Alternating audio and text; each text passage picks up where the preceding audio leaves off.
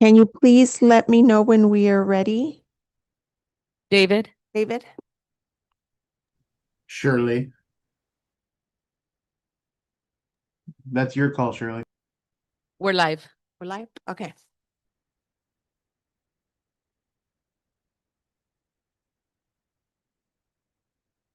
Today's date is October 14th, 2025. The time is 5:04 p.m.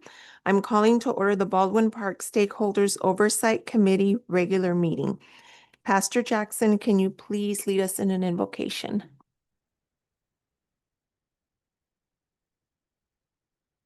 Heavenly Father, we just come before you right now in the name of the Lord and giving you praise, glory, and honor and thanksgiving.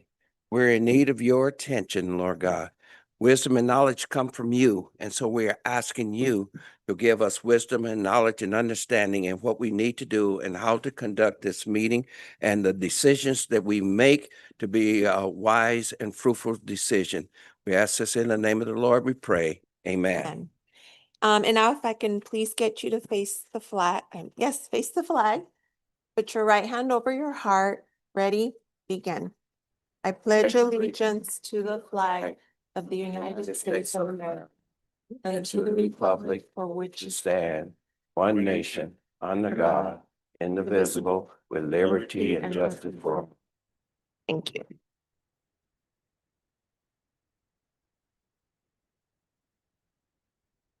Chief Deputy City Clerk Quiñones, can I please have a roll call Yes, ma'am.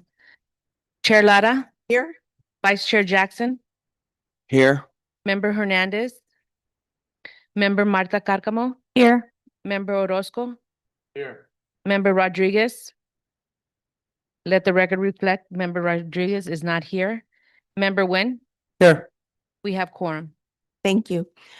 And now to move on, we have a presentation regarding the Community Empowerment Grant recipients, the Baldwin Park American Little League. So if I can please have you all come up to the front.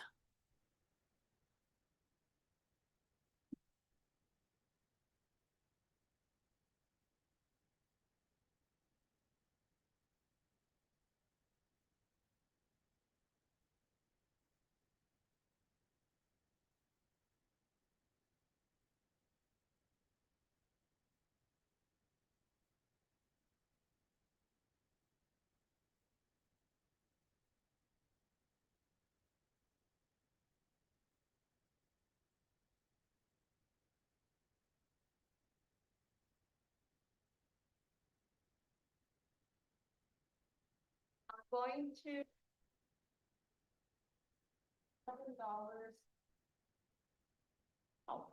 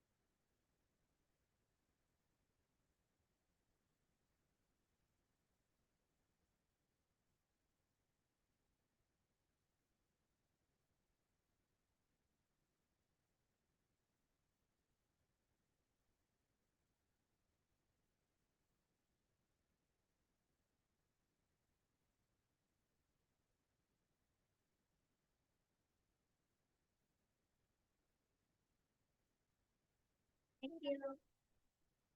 Bye.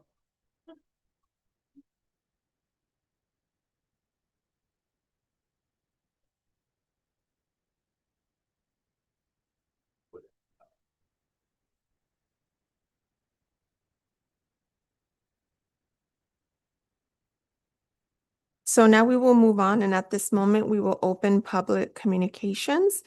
Chief Deputy City Clerk Quiñones, was there anyone that submitted to speak? We haven't received any cards. Okay. Is anyone else in the audience wish to speak? If you do so, please come to the podium and state your name.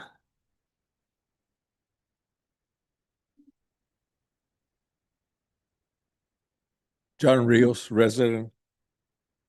I was noticing on your agenda right here, all this money is going out. One of the questions I have, we have requested before that you guys put exercise equipment over at Walnut Creek, and you guys still haven't even put it on the agenda. I see that Barnes Park, well, that's a dead issue right now. It's completely destroyed over there. Then I see that you guys are asking money for sweep services at Bike Lane and stuff like that. We have a sweeper.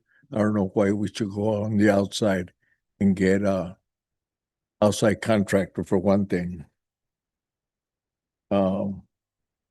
When are we really going to find out about the sports complex that we're supposed to get over in Olive? We still haven't heard anything one way or the other. Are we going to get it? Or is the school board still playing their little games, you know? One of the requests that we even asked before was awnings on the bus stops. During the summer months, it's prejudice for the people to take the bus. Like today, it was raining and people out there were getting wet. We've been asking for those awnings for quite a bit of years, to be truthful, you know.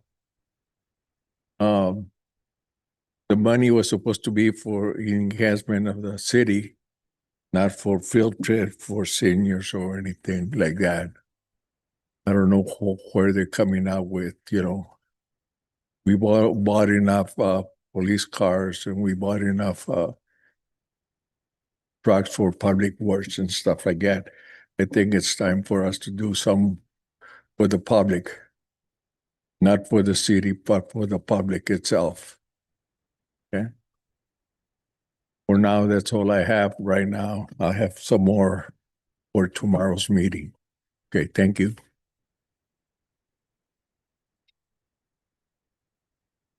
Is there anybody else wishing to speak? Okay, seeing that no one else is looking to speak, we will move to close public communications. Now we move on to consent calendar. Both of these items, 1 and 2, will be approved with one motion. But before doing so, is there anyone on the committee that wishes to pull and discuss any items under 1 or 2? Seeing none, can I get a motion? I'll motion the calendar to be accepted. Can I get a second? I'll second. I have a first and a second. Member Marta Cárcamo, Yes. Member Hernandez, Member Orozco, Yes. Member Nguyen, Yes. Vice Chair Jackson, Yes. Chair Lara, Yes, motion approved. thank you. Next, we will move on to discussion items. First, First item, I'm gonna excuse myself because I have a, Will you make sure your mic is on, okay. Mr. On the Orozco? first item, discussion items, I'm gonna excuse myself, because I have a stake in that item. And I'll resume after, that item's done, okay? okay. So our first item is consideration to allocate funds for recreational reimbursement program. Okay, very good, Chair. I will go ahead and give a brief update in regards to this report, and if there's any particulars that you may have questions on, I have the director here, Maria Moreno. This item is consideration to allocate funds for recreational reimbursement program. This is a project that Mr. Orozco has been asking for with consensus of the SOC Oversight Committee for the last few months. So we finally put the report together, and I will give a brief update. The summary, the purpose of this memorandum or this request is to fund recreation reimbursement program designed to support Baldwin Park youth under the age of 18. This program will benefit financial reimbursement to parents and guardians for registration fees associated with sports, enrichment activities, and specialty classes by reducing financial barriers to participate. Participants will benefit from healthy lifestyles, foster skill development, and provide positive recreational opportunities that encourage youth engagement and, just generally speaking, provide a lifelong healthy lifestyle. There is a fiscal impact of $40,000, and we are stretching the money as far as we can.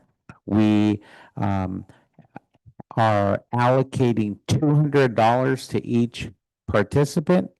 So if they should sign up for Little League, I don't recall the cost for Little League, but for discussion purposes, if it's $400, and then after Little League is over, the program and or the city will reimburse the participant $200. So each participant will receive a maximum of $200. This is very similar to the program that we had during the economic downturn with our ARP funds. And there is a threshold. We are using let's see here, the proper term is AMI.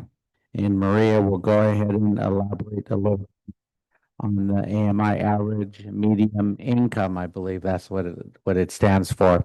And so they will be qualifying under the CDBG requirements. And this concludes staff's report. And if you have any additional questions, Maria will be more than happy to answer them. Thank you.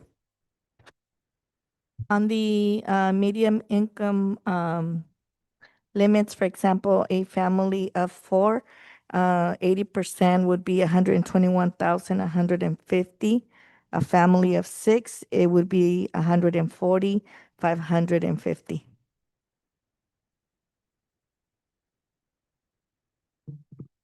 Any questions? We can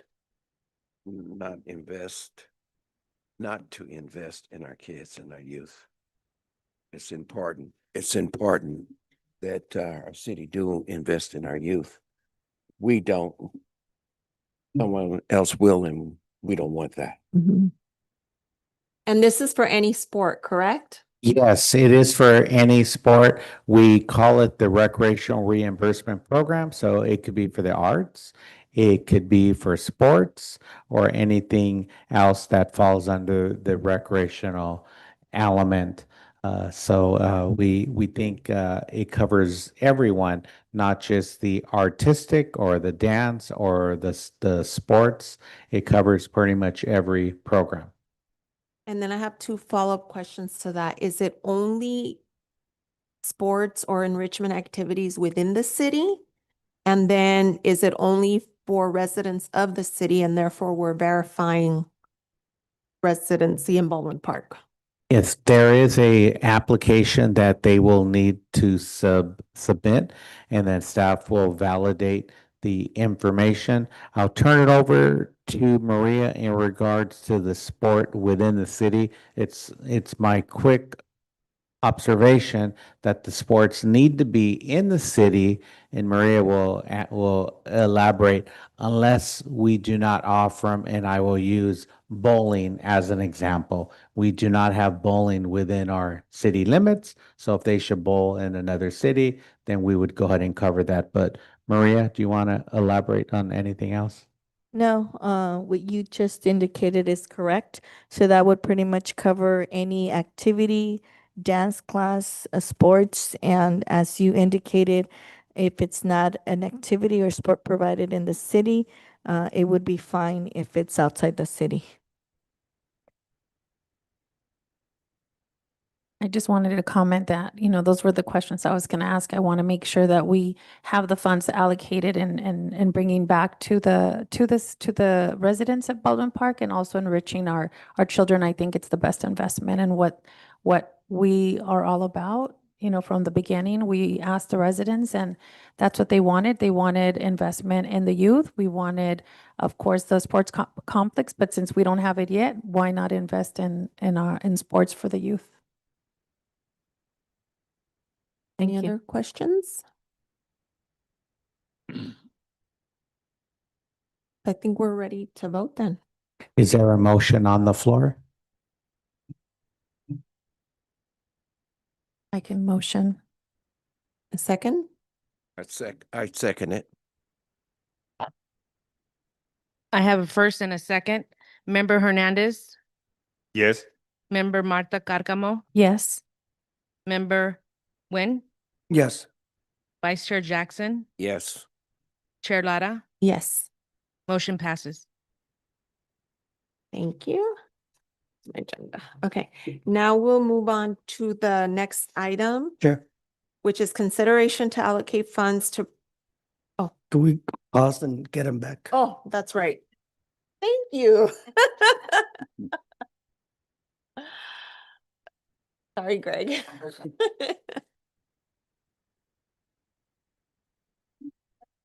Yes, okay. So the next item is consideration to allocate funds to provide transportation services for senior citizen trips and tours. Madam Chair, I'll go ahead and elaborate a little bit on this request. This is a investment opportunity category, which falls under the senior community. And the category is our field trips. And the requester is Recreation Community Services. The dollar amount being requested is $35,000. The last budget cycle, the seniors had approximately $29,000 of ARPA funds. And prior to that, we used to use other restricted funds that we no longer have access to.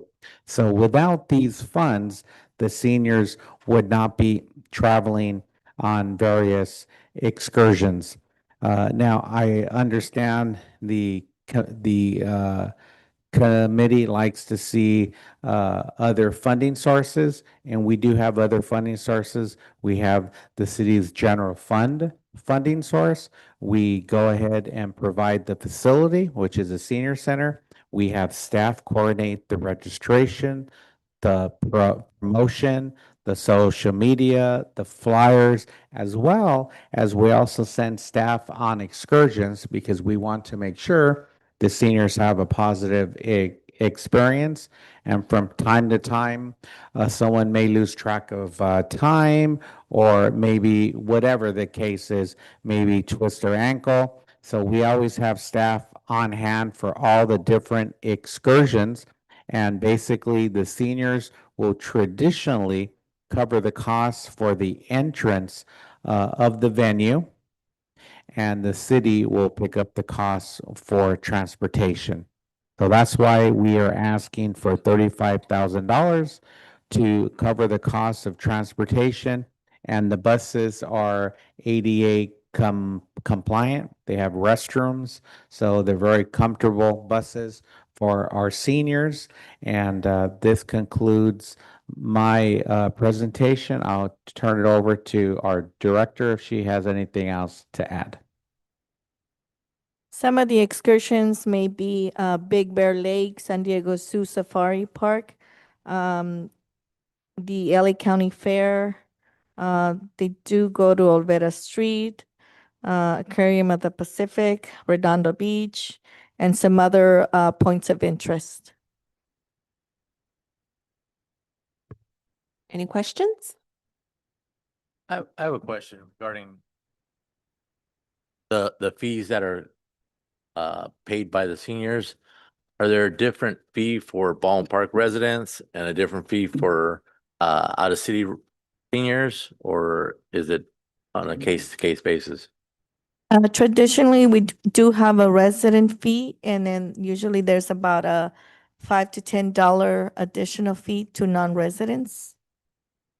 In addition, we allow the residents to register early and the non-residents to register at a later date. So we want to make sure we give priority to the Baldwin Park residents. Correct. So Manny, this is just to cover the transportation component. Yes, Madam Chair, Okay. this is just to cover the transportation element of the program. The city still sends staff and the city will pay if the admission for staff is not waived. But there is a lot that goes into these types of excursions with the publicity, the promotion, and the coordination. It's a tremendous amount of work, and they, as our director mentioned, they sometimes leave the state and definitely leave the county. They have a great time. Just for the last holiday weekend, I believe they're in Laguna Beach. That they've been traveling over there for 30 plus years. So it's it's a fantastic program, and they have a blast. So so it'll continue to be a shared investment. Yes, ma'am. Okay. Any other questions or comments? I just want to say this, although I am a senior, that there are a lot of seniors that have no hope, that have retired. And when they have a senior citizen community like we have and go on different trips and what have you, it gives them purpose. And when they have purpose, then there's a lifespan which is longer than not having purpose, sitting at home looking at television. So I'm all for that. No, I agree. I agree. I have gone on trips with the seniors, and the seniors that they go, they really enjoy the field trips. And we even especially when we go to Newport Beach during the Christmas lights parade and other places, it's a nice attraction for a lot of seniors, like Pastor say. I go for that. I agree that we can. Any other questions or comments? Just a quick note. So for the transportation, it's gonna be coordinated by the CD. Are we using the CD vehicles or third party? Actually, that's a great question. I failed to highlight that. We also at times take a trail vehicle because, believe it or not, from time to time, seniors and or participants in any of the programs, they're having such a good time, they lose track of time. So then it's not fair to keep 45 people waiting for one person. So the bus will leave and we will have a team, 1 to 2 staff members, and we'll have what we call a trail vehicle, and we will go locate that person, and 99.99% of the time we find them. From rare situations, they left early. Something happened, they called one of their kids, one of the children picked them up, and they just failed to let us know, or something of that nature. But yes, we also take a trail vehicle, so city vehicle, insurance, fuel, and all the associated elements with that. Okay. You did mention the accessibility to ADA.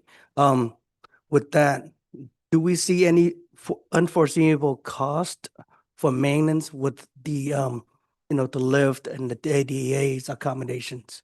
Well, the buses traditionally cost a little bit more that are ADA compliant, But since we utilize buses that are utilized throughout the region for senior centers and trips and tours, all of the buses pretty much have the ramps. The only ones that do not are the school buses.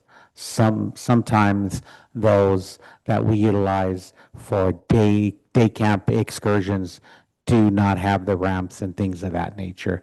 But for this specific funding opportunity, which is for the senior center, all of them have are ADA compliant. Plus, they have the restrooms. That just makes it a more positive experience for all participants. Yes, sir. Thank you. That's Thank what I you. have, Chair. And I just have a comment, I think, it's great that, we are giving back to the aging community too. Not everyone includes, the aging community. And I think these kinds of events and, transportation and offering, I think it's a great way for them to be able to feel like they're part of our community. So I embrace this. This is amazing. Anybody else?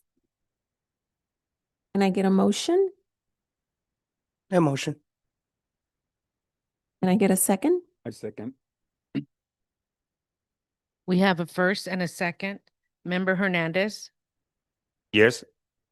Member Marta Carcamo, Yes. Member Orozco, Yes. Member Nguyen, Yes. Vice Chair Jackson, Yes. Chair Lara, Yes. motion carries. Thank you. Next, we move on to item 5, consideration to allocate funds for a specialized contractor to provide property and evidence management. Yes, I will go ahead and give a brief staff report. If by chance I do not have the answer, I do have Captain Hendricks in the audience, our recent FBI grad, so he will step in. But at this point, the subject matter is consideration to allocate funds for a specialized contractor to provide property and evidence management to address the 30 years of critical backlog.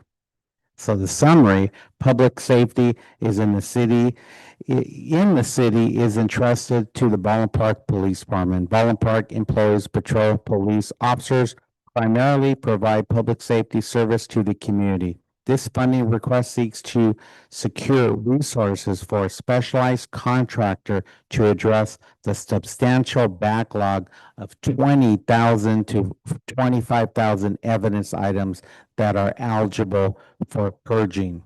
This will enable our patrol officers to remain focused on providing essential services to the community. The investment opportunity category is public safety.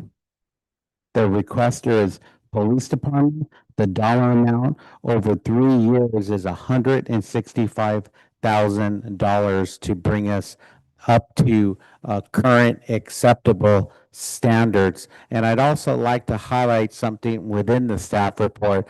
The staff report is indicating $55,000 for 3 consecutive years, possibly less, but $55,000. If by chance we bring in a detective to provide similar service, that cost would be significantly more on an overtime basis from $109,000 all the way to $163,000. So I need to give kudos to the police department, in particular, Chief, as well as Captain Hendricks, for doing their due diligence in finding a mechanism to bring us within compliant with the Department of Justice standards. This concludes my report. I have the chief here as well as Captain Hendricks that can answer any additional questions. Thank you. So I know what I read, but can you break it down into terms that, and I'll say me can understand, like give an example of what does this mean and what is the negative consequence if this is not addressed? Yes, I can. And first of all, thank you for allowing me to speak. So this has been a cultural problem we've had here at Baldwin Park that spans way before Chief Lopez's time. As the report indicates, and I'm not sure what all was put in front of you, there was an original audit done in 2003 by the police chief at the time. In that audit, A lot of the same issues that we see today were noted. It was taken to the city, and it was chose that we didn't have the resources or the need to move forward with it. So just recently, given us taking a audit look at the different bureaus within the agency, the chief had requested money, found the money within our budget, and did a separate audit again on our evidence and property bureau. And what we found is, and unfortunately, we haven't made much improvement since the original 03 budget. So we got this report back in August of this year. I returned from the academy in September, and so the chief and I sat down and said, there's a lot of systematic problems that we have here. What can we address immediately? How can we do so? So, and I just want to give you a little backstory, because one of the things that I took heart at a previous SOC meeting was you guys always ask the question, don't just come to us and ask for funds, come up with some solutions, do so on your own, try to come up with other revenue alternatives. And so that's kind of what I wanted to talk to you about today. So what we're trying to do is tackle the four most critical components that we saw here, and I'll list them for you real quick. One was the firearms inventory crisis, the massive property backlog that you heard from CEO Manuel Carrillo, the absence of a dedicated supervisory oversight and training for our staff, and then as well as the kind of goes with it, the critical staffing inadequacy and overwhelming backlog. And what that means is, because we only have one evidence tech and we don't have these systems in place to alert us to either found property, a misdemeanor crime, a felony crime, when certain evidentiary or retention rules come into play, we should have been already having a system in place that allows us to release these items, contact the owner of the items, or if it was found or recovered, go through the process of either making identification attempts and then getting rid of or selling said property. So that's what we're trying to address with this. So we've already sent both the evidence tech, the lieutenant, and because we're down certain bodies, 3 sergeants, a captain still, other duties get absorbed by other people. So there's additional collateral duties to go on top of that. So we sent them through both evidentiary training, oversight training. We've identified money from our budget that we've had to allocate from other projects to then help us create procedurals, manual, evidence logging manual, because what we want to do is, in case we lose an employee, we have a process in place that we haven't done here. So like other businesses, we've fallen under the, hey, do what I teach you, but it's not written down anywhere. And so that's the biggest process that the chief and I are trying to create, is having basically an SOP, if you will, a standard operating procedure that goes beyond our lifespan here, and we create sort of that strategic plan moving forward in the future. So we're going to pull from other funds to address that.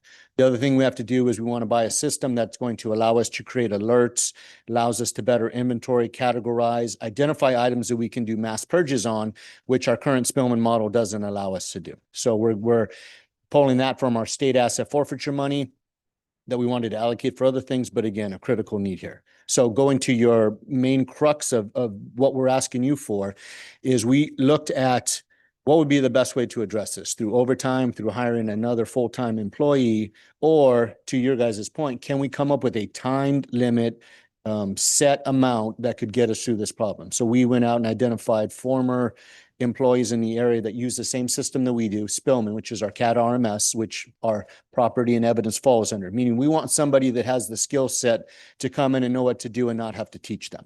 And we got somebody that has both detective experience and evidence and property experience, and to the point, urging experience on projects like this. So we felt like we found a person that could come in and fill this role as an independent contractor.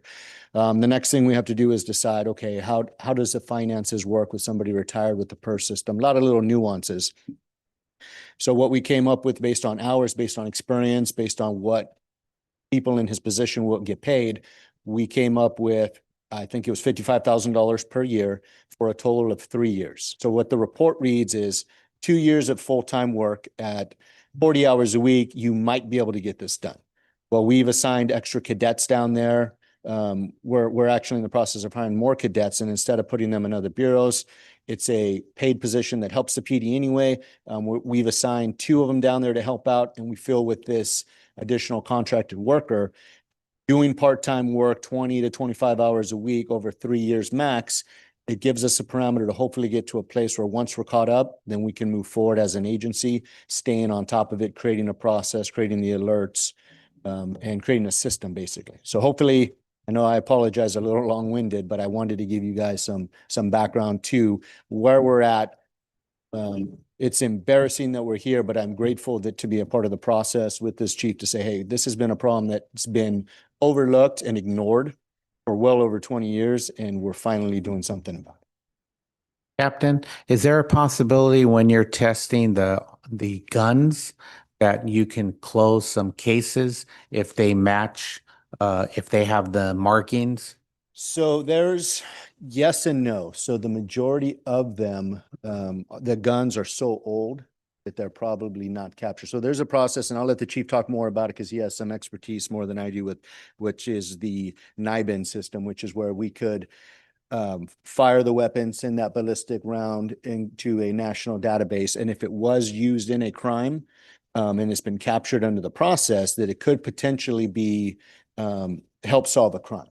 Most of these weapons that we're looking at are from, well, they're older guns from like the 70s and the 80s and stuff. And so I don't necessarily know if it would go to certain crimes, to your point. Now, the newer weapons that we've collected over, so let's just say from 2000 on, we would, under the chief's direction, those would be exempt from any sort of what's called an admin purge or any sort of, hey, we're just going to lump these out and get rid of them, because we want to make sure that we don't destroy evidence that like a murder doesn't have a statute of limitations, right? Or I'm sorry, certain crimes will not. And so we want to make sure that we're in compliance with that. So to answer your question, yes, some would be tested. Not all of them would need to be when it comes to the weapons. Great, thank you. So it's not just a matter of you have items in a closet. I mean, it's disposing of them appropriately, but also ensuring that you're not getting rid of potential evidence. That is correct. And so you heard me mention the term, what's called an admin kill. What that is let's say we have a bunch of evidence that has already been outside the statute of limitations to file both a misdemeanor crime or a felony crime based on what the actual crime is. We would then, in cooperation with the DA's office, because you want to get somebody on board with oversight to make sure we're not missing anything, could potentially say, yes, this block of items, this 1,000 pieces, you can do an immediate, will allow you to and sign off on and get rid of it at one time. That will be a step that we might take in like years 2 or 3. What we're actually going to address with the majority of the items are that have been backlogged are they won't even fall within that. These are just items that should have been after 60 or 90 days. We should have been able to either get rid of, return to the owner. I don't want to say return to the owner because typically it's found property, or made an attempt in either a newspaper or some sort of circulation to say, hey, we've recovered this. Does it belong to anybody? If it doesn't, now we can go ahead and decide what we want to do, either through an auction or just through destruction. But because of the amount of items we have, to your point, it's not just in one area. Like we have them spread throughout the department, which in a evidentiary system that's in place, it isn't very good, right? So you have items on top of items, you have, rooms full of to the point guns or just miscellaneous stuff. And so we want to start with items that we know have no evidentiary value, no criminal connection, and just start purging those. Once we get to a point, I might have to do some convincing with the chief to do something such as an admin kill, because we want to make sure that we're not, to your point, overlooking a crime. So while it is an option, it's not an option that we're bringing this guy in to do. He would just, the biggest task is going to be, yes, we have this item. Where is it located? We have a system where it's located, but because it's so jumbled, it's just time consuming. So what should take with the system we're going to purchase, potentially 30 seconds to find, could take up to an hour or 2. And so that's where the problem lies, because we've had to spread items throughout areas that weren't originally designated to put property. Anyone else? I have a question. So this expert would be working 20 hours a week or 40 hours a week? So it would be part-time. And what I did is so other things come into play. So we fall under a city police department, and I think even the other city departments, we fall under what's called CalPERS, right? It's a public employee retirement system. Because he is a retiree of that system, gives us only 2 options to hire him. One would be as a annuitant, which means he would be limited to 960 hours and has to meet the criteria to come in. The other way where he could work hours would be if he was an independent contractor, And if he comes back to a CalPERS first city, which is what we are, he's then limited between $49,000 to $59,000 a year of what he can make. We're still working with CalPERS on that. So the amount I shot for to be safe was 55,000, split it down the middle. If they offer more, it doesn't matter. We're coming to you with the 55. If they offer less, then we obviously can't go higher than the 55 and we would only go up to the 49. So it seemed a safe amount to set.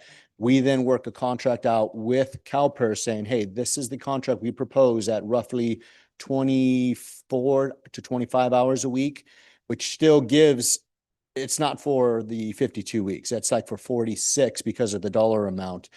He's a retired person. I'm sure he's going to want to take holidays, time off, doesn't want a full-time job. So it is part-time work under contractor, under a contract for a contractor, max 24, 25 hours a week.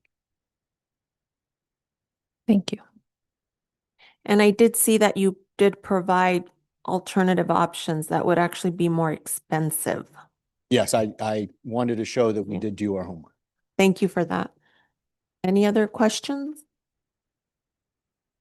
Lastly, I mean, I know there's a 20-year gap here. Was there any part of the police budget that addressed this over the last 20 years, or this was just between the lines and it just fell through?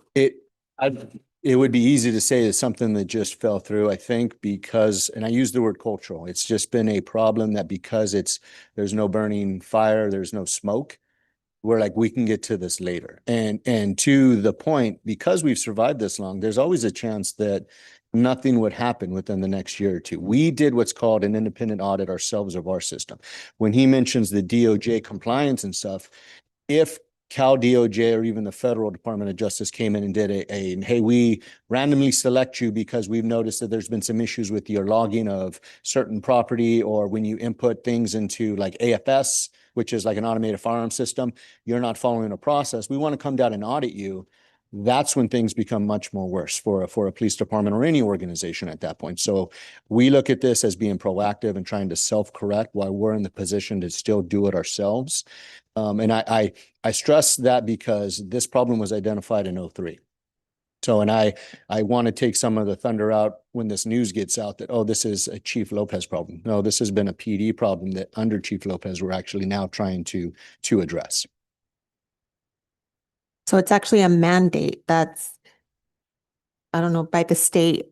It could Right? be. We're trying to do this before the state or anybody else gets involved. It would be, I wish I had a good example, but it's like if you had to make a correction on your taxes and you do it on your own before the IRS comes in and says, oh, you did this wrong, or you failed to file this, and there could be penalties and back taxes. We're taking a proactive approach to say, hey, we have an issue and we want to fix it. But because a lot of fixes entail money, that's where we need the SOX help. Do you think 3 years could get us to that point where you're comfortable if a DOJ audit came in and you can present something at that point in time? I do, and here's why. Because they're giving us a 2-year window with a full-time employee. We're obviously not quite making that, but we've allocated different resources, which I mentioned in our cadet program. So typically we have one full-time worker down there, and we've had a part-time cadet at 20 hours a week or 19 hours a week. We've added an additional one that we pulled from our records bureau. So that is also given us an additional 19 hours on top of this. Because this individual has the experience, that limits us having to train, that limits us having to sort of, spend time developing him where he can kind of hit the ground running. And honestly, I'm just an optimistic person. So I like to think that with a standard in place, with some oversight by our lieutenant and hopefully a sergeant soon, we can definitely tackle this problem within the 3 years. So as one of my duty was a evidence custodian, so I appreciate that you brought that up.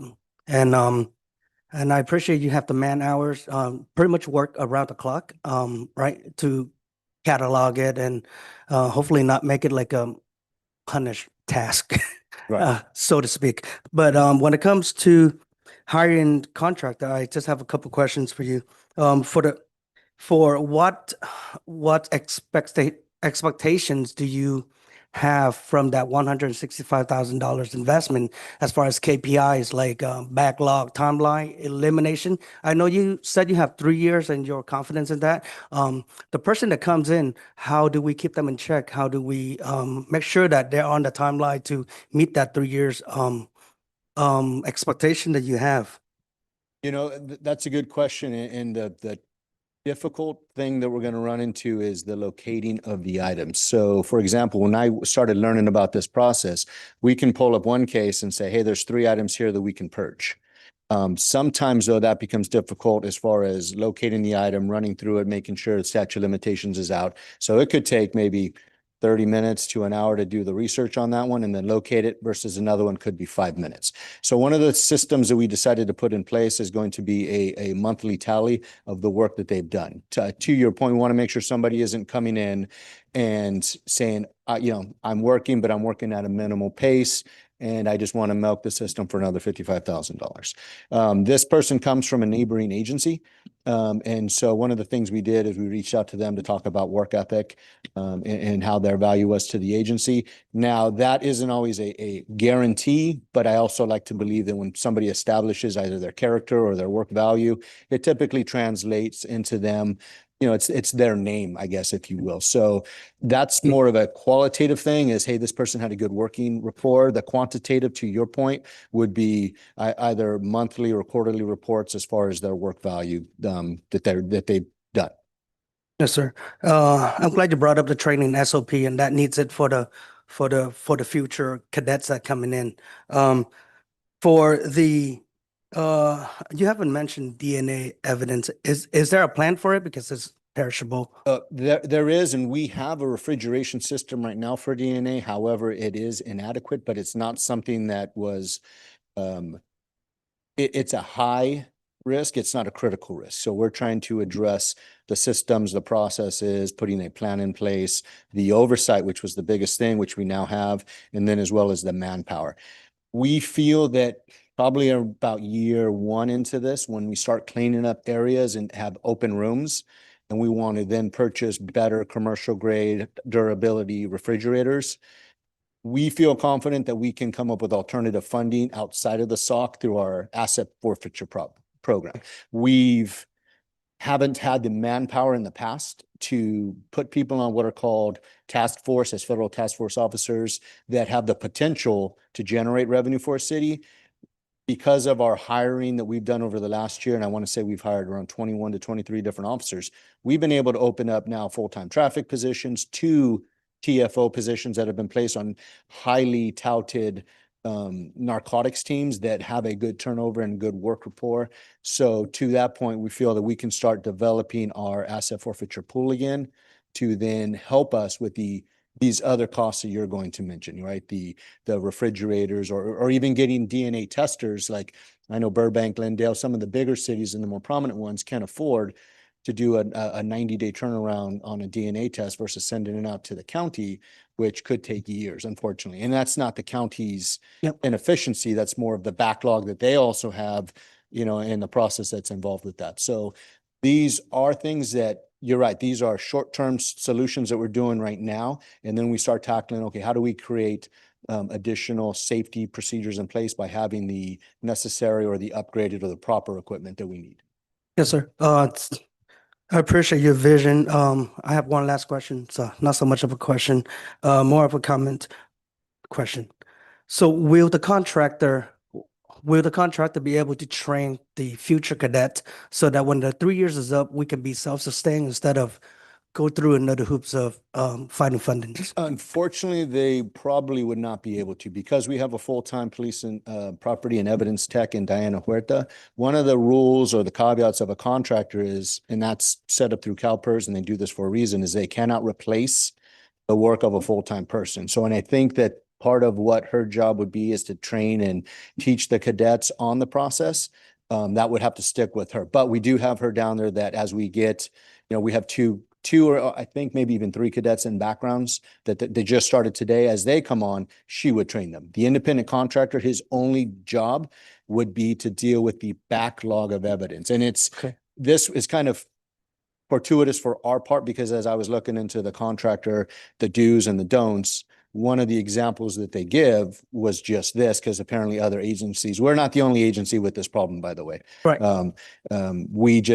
I think we're in a good position to address it right now. And so to do the backlog and this reduction of evidence, and that's specifically all they do without taking over her day-to-day duties, it just frees her up more to focus on the implementation of the new software we want to get that will, again, set up the alerts, the tickle reminders, if you will, like a computer has that says, hey, this needs to be done. You know, one of the other big things we didn't really touch on is it's notification to our detectives, right? So if they don't know that this property needs to be cleared, and they're not getting the notifications, we want to ensure that that happens. And one of the other things we talked about is we all know in jobs, sometimes it can be easy to be like, oh, I have to release this, or I can just initial and say, no, hold on to it for now. I'm going to hold on to it for now. So the chief and I talked about that, and we're like, no, there's going to be supervisory oversight, meaning if they decide to just, no, I don't need to release this, it has to be approved by a sergeant. So then the sergeant can say, well, wait a second, has this been filed? This case has been adjudicated. The statute of limitations has already expired. There's no evidentiary value. No, you need to release it. And so that's another system that's going to allow us to get in place is as we clean these things up, as we create this, evidence and property manual, we're putting these systems into place. Yes, sir. Thank you. Anybody else? Oh. Can I? Go ahead. Before you do, we vote on this. I don't want our citizens and what have you say, well, you are with the police department and you voted on this. So I want to excuse myself on the vote on this, so we cannot be accused of belonging to the police department and voting and giving out finances.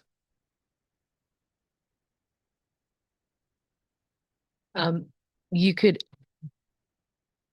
Vice Chair, you could abstain from voting. Say, Okay, Once so you he vote. would just, once you do roll call? Yeah. Okay. Can I get a motion? I'll motion. Can I get a second? A second.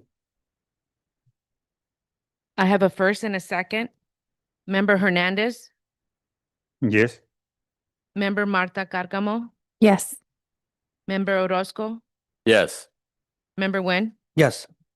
Vice Chair Jackson, abstain. Chair Lara, Yes. motion carries. Thank you. And next we'll move on to the last item, request for funding for Measure BP for landscape maintenance services to Socalo Park and San Gabriel River Greenway. Yes, thank you, Madam Chair, members of the Stakeholders Oversight Committee. We do have a number of projects that we would like to highlight tonight. I know the committee likes to see other funding sources, or rest assured that we're in the process of finishing the San Gabriel River Greenway trail, as well as the park across the street. Socalo has been completed, and both of those projects are utilizing grant funds. And when I mean grant funds and or restricted funds, I'm including probably well over $10 million in other restricted and or grant funds. So when we build some of these facilities, we're able to find funds to build them, but we run into a little bit of a challenge of maintaining them. So that's where staff comes in and looks high and low for different funding sources.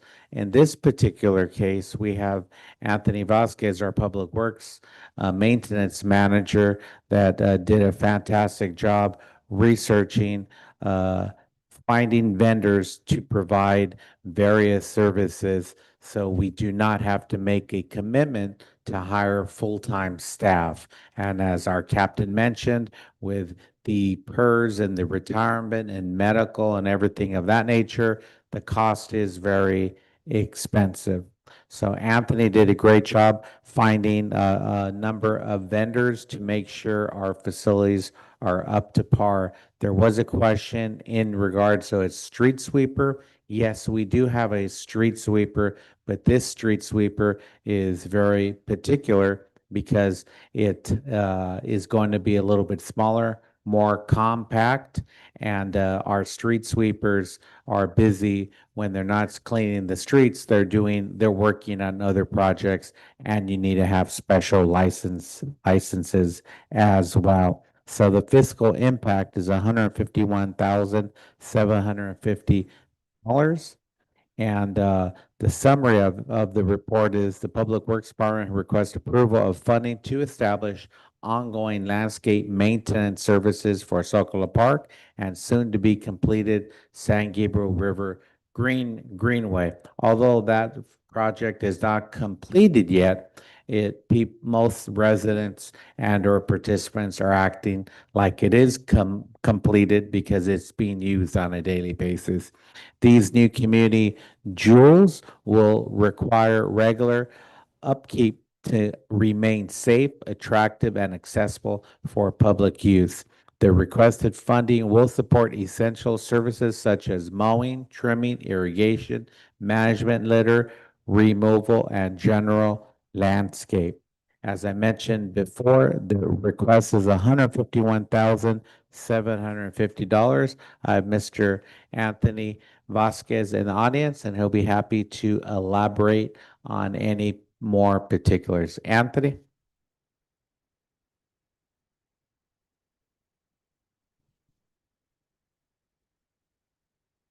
Turn it on.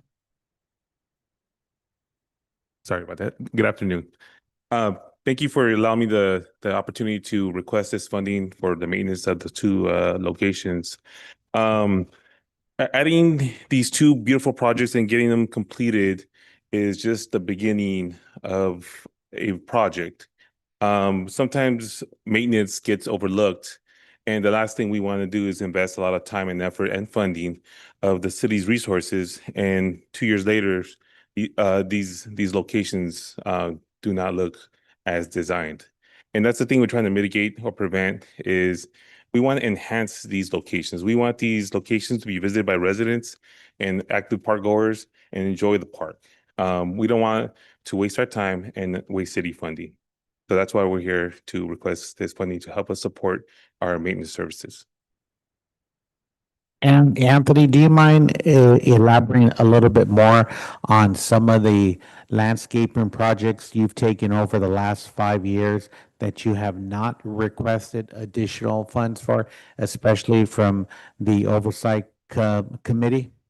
Yeah, like I listed some in the staff report. I'm not sure if you have some in the staff report in front of you, but like the complete streets on Main and Pacific Avenue.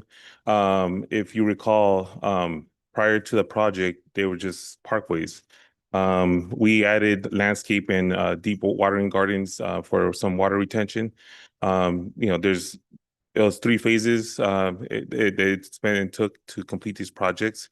It spans from city limits of Irwindale all the way to West Covina. That's something that we do in-house, and we devote a lot of time and effort. The freeway maintenance agreement that was passed back in 2019 with Caltrans. Caltrans, expanded their freeways. They built walls and added a lot of landscape irrigation. That's something that's also done in-house on the city side. We are responsible to maintain those. CNG station, the landscape there, that's on Badillo and Ramona. Prior to the landscape project being completed, it was just turf and trees. Now we added the DG trail, benches, trash cans, drought tolerant landscaping, irrigation, a lot of bushes and hedges. 2 tiny homes. That's something Public Works also maintains, and we have not asked for any kind of support. We just, continue to take on all these areas of responsibility. And I can continue going on. Like we did some projects on the parkways along 2 school sites. One being De Anza, the other one being Cerro Vista. Those are done things that maintenance took on upon themselves to landscape these parkways to provide a safe and beautiful walking path for students and parents to drop off their kids. Again, that's another area that we take on and we maintain. So our span of control continues to be increased over time, at some point, it's gonna affect our quality of work. And we want to try to prevent that before it gets there. So with that being said, I'd also like to highlight, we have not asked the city nor the oversight committee for additional funds for any type of facilities. And that's the area that Maria oversees. We've been able to absorb that. So I'm very proud of staff's accomplishments in all departments, but in particular, our Public Works Department, they have done a wonderful job. So some people say they do more with less. I think that's the term, but nonetheless, our Public Works Department is doing definitely more with less staff. Thank you. Any questions? I do. Did we give money for the Stucco maintenance? Or what about, need to refresh me for the couple of years on that? We did, and I think maybe you might. Yes, thank you, Madam Chair. You folks did contribute funds for the programming element of Socolo, and I believe we are coming back to the commission within the next meeting or two to provide an update. If you should follow us on social media, there is a lot of activity every other week or at least once a month at Socolo. It is, and it's only going to get better, especially when we have the economic development portion of that project kick off within the next 6 to 9 months. But yes, you do contribute, and Maria probably recalls the amount off the top of her head. I believe it's about $165,000. Yes, that is correct. Yes. Okay. So are we to assume, and I don't know if you have the answer to this, that that money has been exhausted? No, those monies are put away in a different account for programs. This funding request is specifically for maintenance, for street sweeper, irrigation, plant life, things of that nature. The other funding source is for programs. Does that sound about right, Maria? Yes, actually, the amount allocated, I believe, was about 200,000. And we've been utilizing the funding to provide biweekly activities and or concerts type of event, cultural programming as well. So that's pretty much what the funding was for. We do have a current available balance at about 90,000 that would carry us for the next couple months. Yes, and we will be coming back to the commission in the next few meetings to provide an update. I'm very pleased with the progress that staff has made, but I want to once again clarify, we are building multi-million-dollar projects, so it would be unrealistic for the city to maintain them.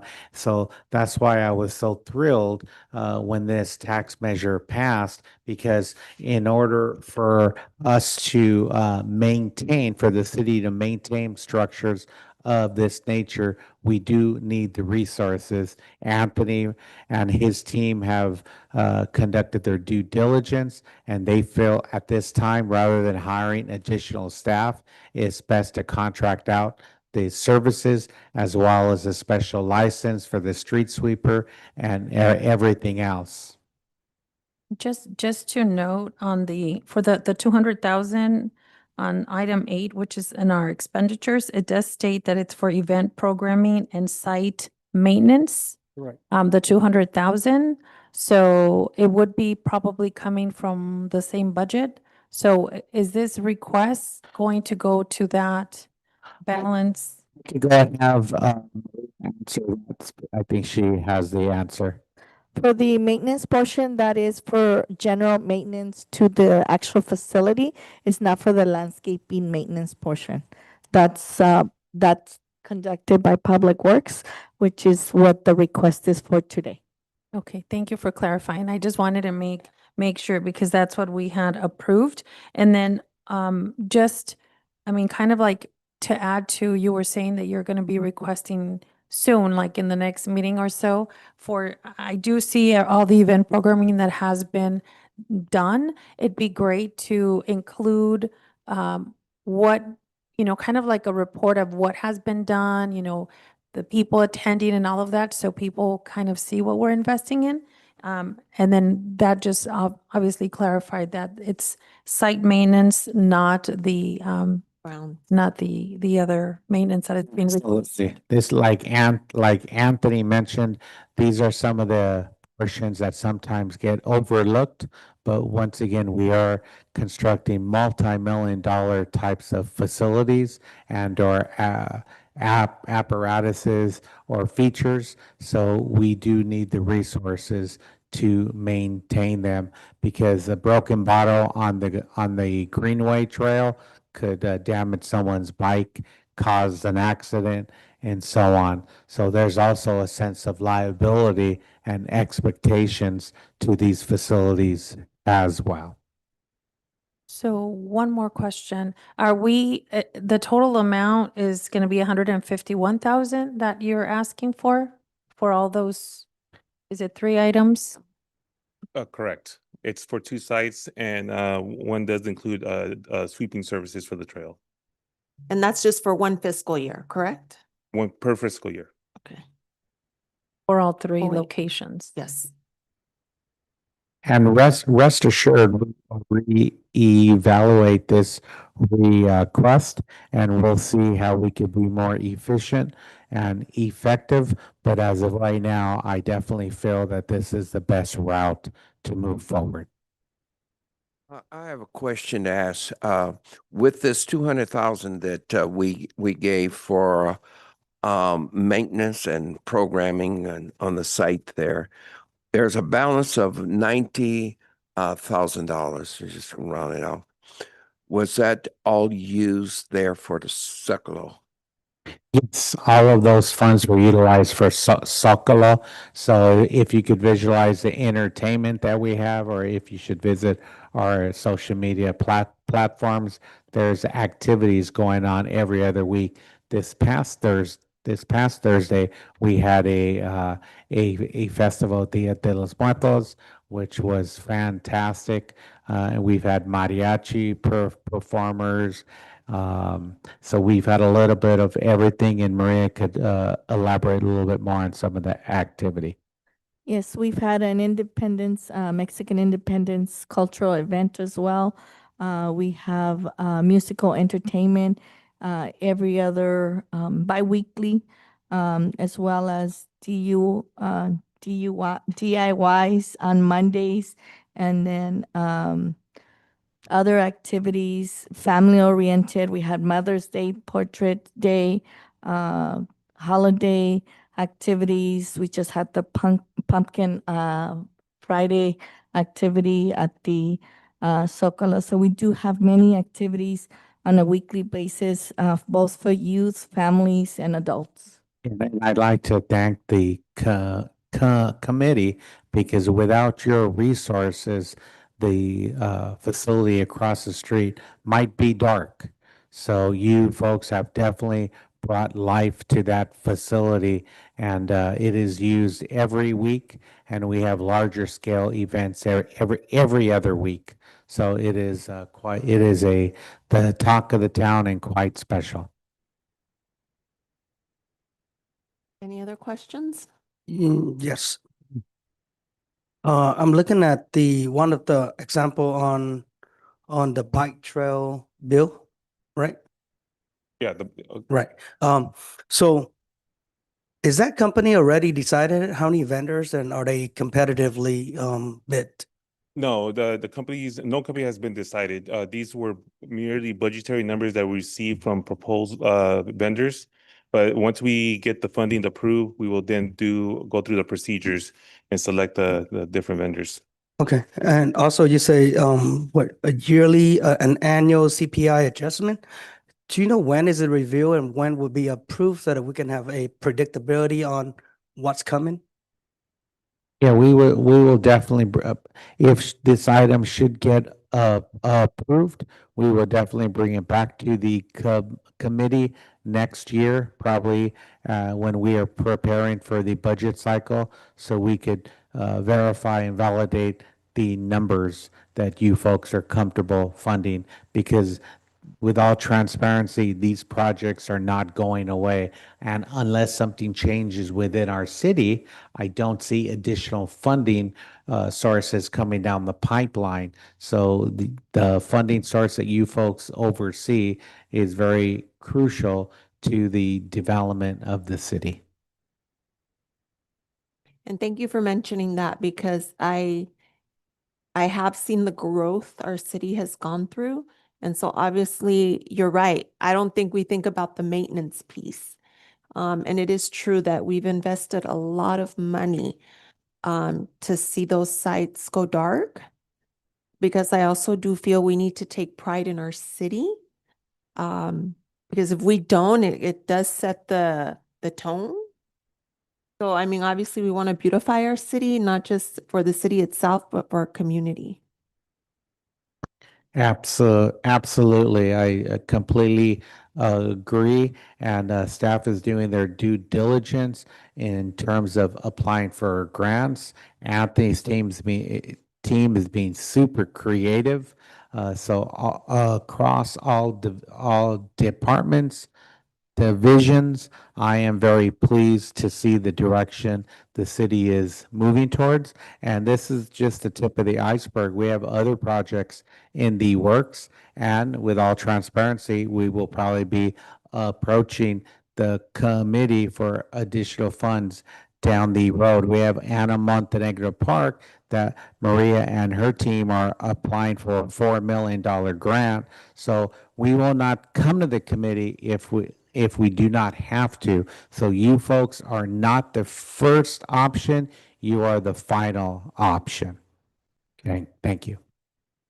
Just to clarify for whoever come late on YouTube, so the site maintenance is for the equipments, the light, and this is for the landscaping maintenance.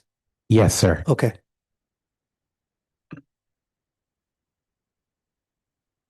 Just to clarify, I mean, get a contractor and an employee, what's the difference in cost? Is there a number out there or? Well, because when it comes to an employee, a city employee, and then it comes supervision, benefits, retirement, equipment, uniform, and so on. So it could quadruple. I believe even the captain mentioned that, those are some things that we always consider. A contractor is going to dedicate 2 days out of the week. That doesn't mean that Public Works doesn't go to these sites. We still go to these sites. We are obligated to maintain, and one of the conditions for the bike trail is to maintain the entire right of way for the LA County right of way. So the contractor is to maintain the landscape and the roadway of any debris or any liability that may exist. We will still be in there for any kind of legal dumps, working with the police department with any homeless encampments and cleanups. And who knows what other things might arise. Just today, we experienced some rainfall. So we had to switch gears from what we do day to day to go, inspect our drains, making sure they're flowing, make sure there's no debris in the roadway. So our thing is that we try to be proactive and catch things before they get reported. So that's why a lot of things people might not see what we truly do every day, because it's already being handled. Thank you. Now you're talking. Yeah.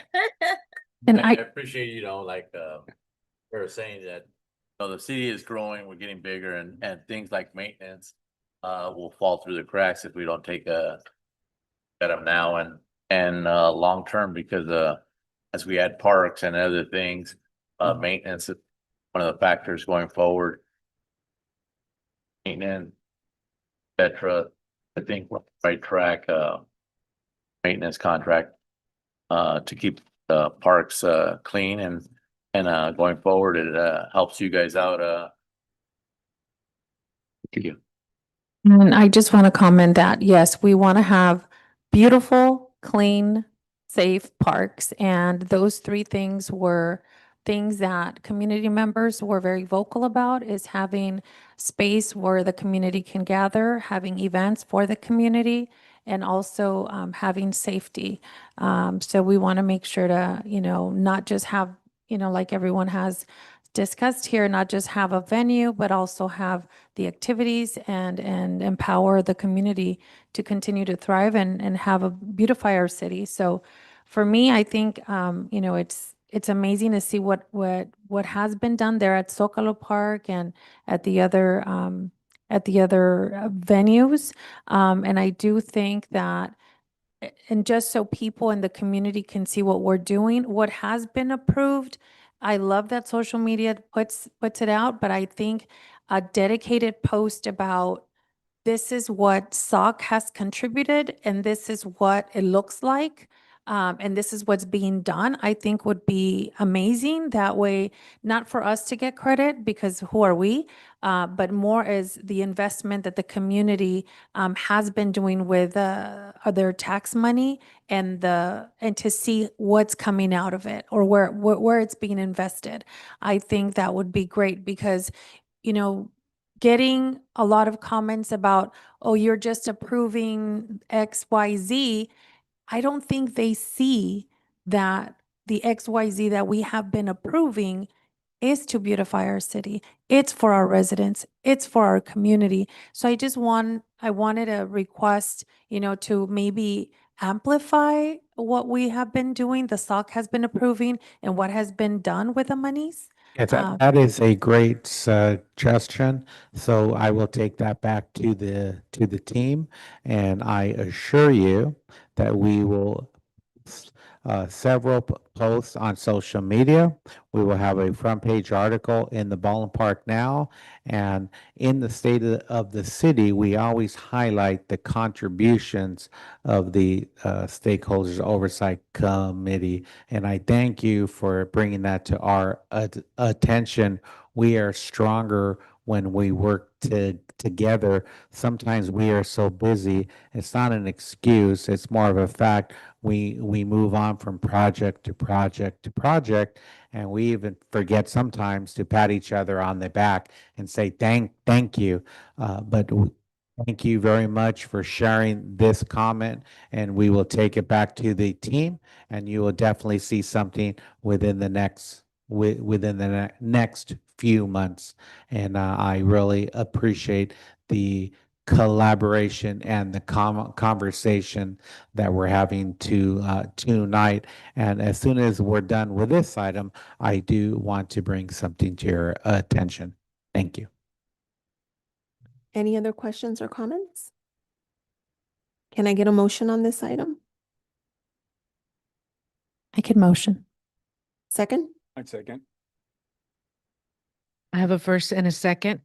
Member Hernandez, Yes. Member Marta Carcamo, Yes. Member Orozco, Yes. Member Nguyen, Yes. Vice Chair Jackson, Yes. Chair Lara, Yes. motion passes.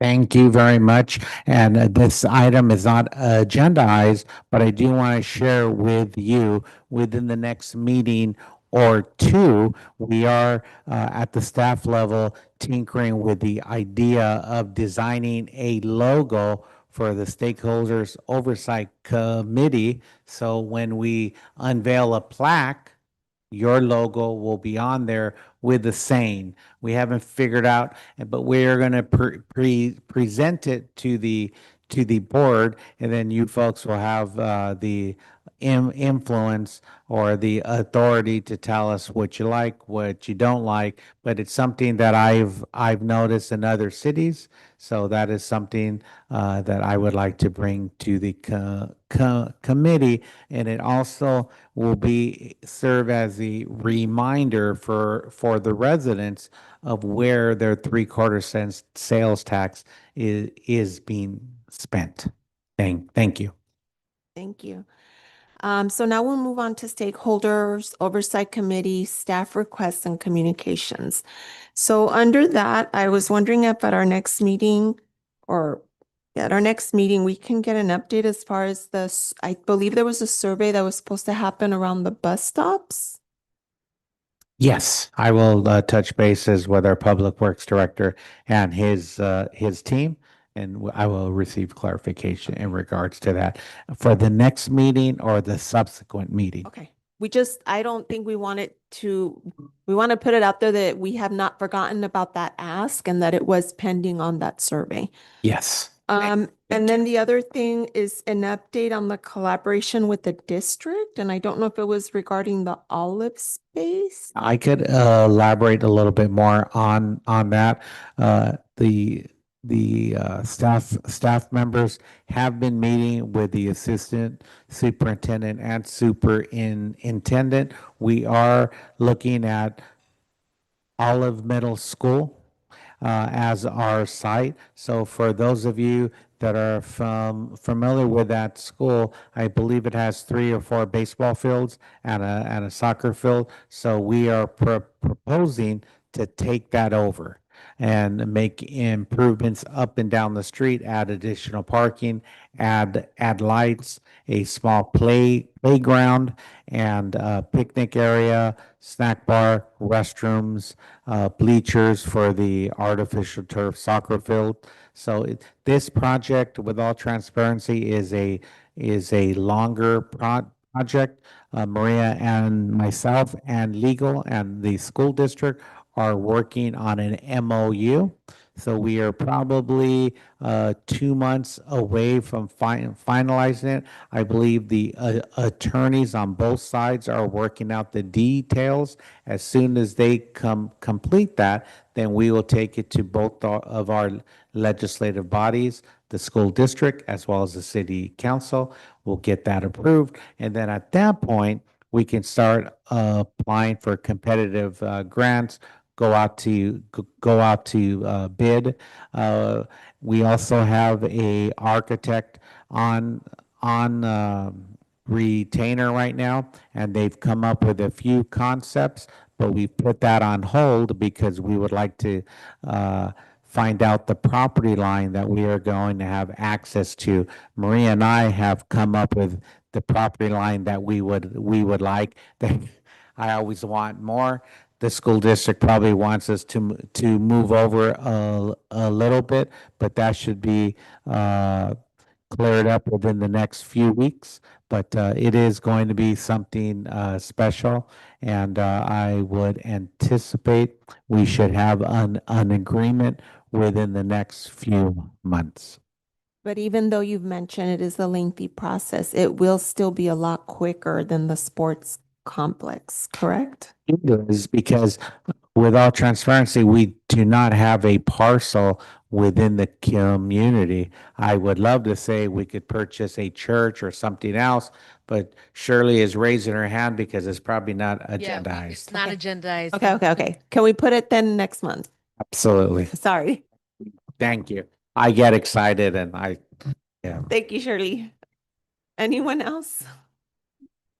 Okay. And you know what? I'm sorry. Did I skip over something? We didn't go over the financial. Got it. Okay. Got it. Okay. Will it show up like that moving forward, Shirley? Okay, so that we know. Okay. Okay. No. Okay. Anyone else as far as requests or comments? No. Okay. Then our next SOC meeting is on Tuesday, November 11th, oh, it's been canceled. You are correct. So then our meeting will resume in December. Okay. Notify. Okay. Hopefully. So then this meeting is over at 6:27 p.m. Thank you for attending.